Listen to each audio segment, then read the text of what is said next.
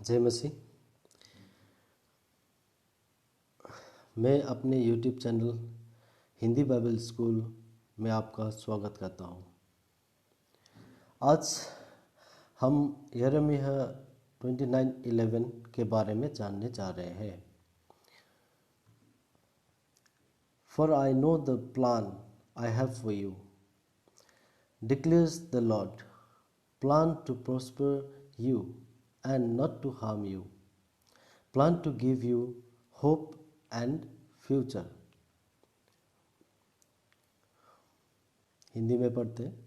यहोवा की ये वाणी है कि जो कल्पनाएं मैं तुम्हारे विषय करता हूँ उन्हें मैं जानता हूँ, वह हानि की नहीं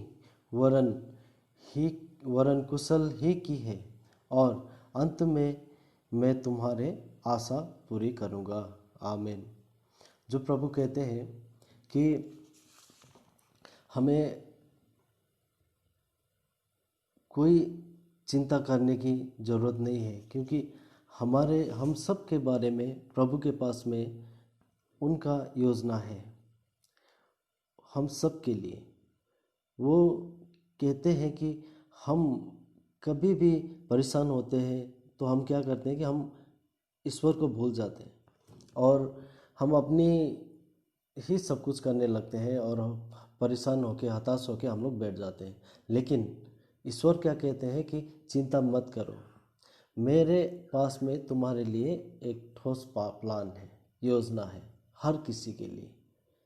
वैसे ही अब हमें कैसे पता चलेगा कि हम प्रभु के प्लान में, प्रभु की योजना में आते हैं कि नहीं? इसलिए आज मैं आपको ऐसे 5 नियम बताऊंगा जिससे प्रभु की योजना में हम अपने आप को शामिल पाएंगे। सबसे पहला योजना है कि हम प्रार्थना में रहें। हमें प्रार्थना में रहना चाहिए। अगर हम प्रार्थना में रहते हैं तो क्या होता है कि हमारे प्रभु के साथ में रोज़ इंटरेक्शन होगा, तो प्रभु को हम जो मांगते हैं वो प्रभु को पता चलेगा, तब जाके प्रभु हमारे सपनों को पूरा करेंगे। दूसरा चीज़ है कि बाइबल के वचनों को सुने। हर रविवार आप चर्च में जाए, पादरी जो बोलते हैं उन्हें सुनिए।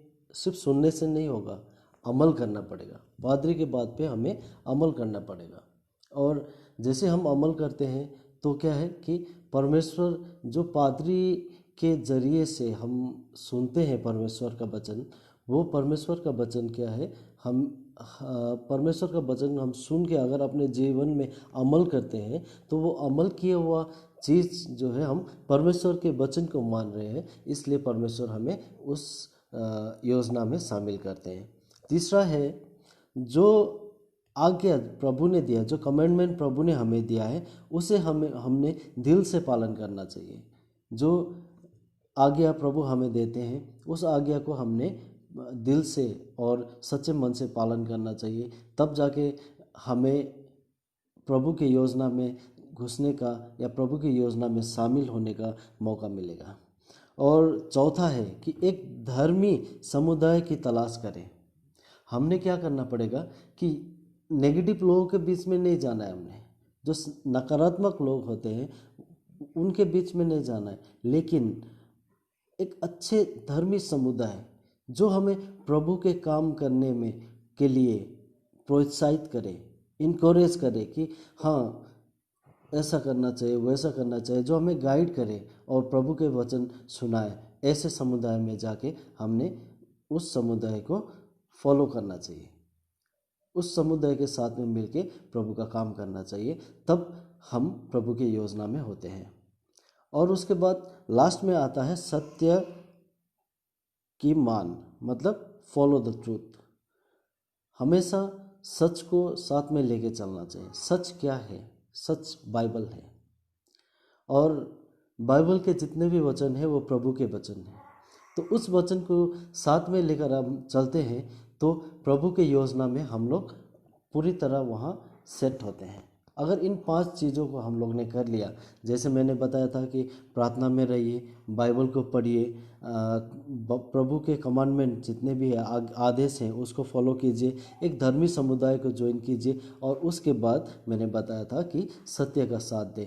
अगर इन 5 चीज़ों में आप शामिल हैं तो आपके लिए प्रभु का योजना है, आपके लिए प्रभु ने योजना बनाया हुआ है।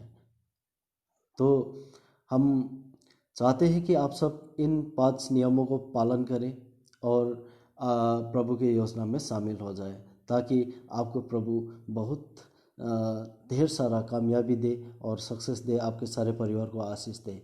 तो इतना कहते हुए मैं आज का ये मेरा बाइबल स्कूल का जो क्लास था मैं यहीं समाप्त करता हूँ। जय मसीह।